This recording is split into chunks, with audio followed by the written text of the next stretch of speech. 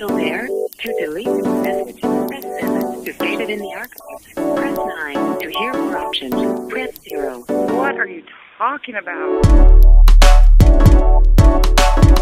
Hey guys, welcome to another episode of 𝐁𝐎𝐋𝐃 the podcast. I'm your host, Estherita Adu, and I'm so excited to be here with you today.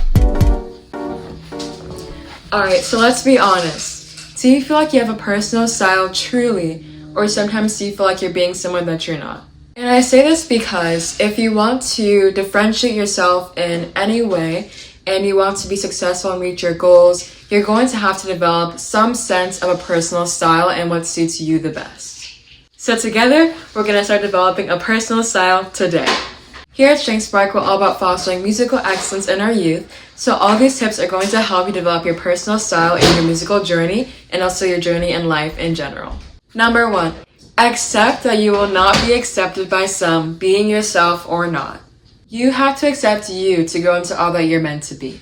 And you have to establish that in your mind first. You can try to be someone that everybody likes, someone that everyone is their cup of tea, but at the end of the day, it's just not going to work. And personally, I'm also definitely a huge perfectionist in my work. You can try to be this great person, everyone's cup of tea, but at the end of the day, it's still not going to be enough. And I've learned this the hard way through being a perfectionist in every part of my work. It's felt like if something isn't perfect, then I can't put it out. If something isn't perfect, then I can't perform it. All of those thoughts I've dealt with being perfectionist pretty much all of my life. But accepting that you're always improving and that you're simply not going to be everyone's cup of tea, as is normal as human beings, you can feel free to experiment with new movements, new dynamics, and new styles and your personal style in music and beyond, and grow into more in being yourself. You might as well be you anyway, and you can genuinely find some freedom in that. Number 2, experiment and risk having an ugly era. So, while I've been playing instruments since I was a lot younger, singing is not something that I've been doing for a long time at all. And it's something that I've really struggled with feeling comfortable doing. It's, having something in the same area, like singing and playing instruments are both, musical things. So to see myself, feeling comfortable playing instruments and feeling confident in that in myself, and then feeling so unconfident and so untrained in, for example, singing, it can be really hard to accept in seeing myself gradually improve from a beginning stage. But practicing ugly and making mistakes actually led to and been the reason why I have had good performances that I can be proud of and have come so far with it, much farther than I thought I could.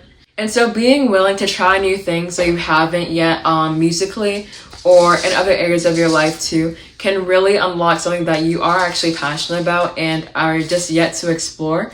And allowing yourself to make mistakes in front of people or not can be such key in finding who you personally are and discovering your personal style.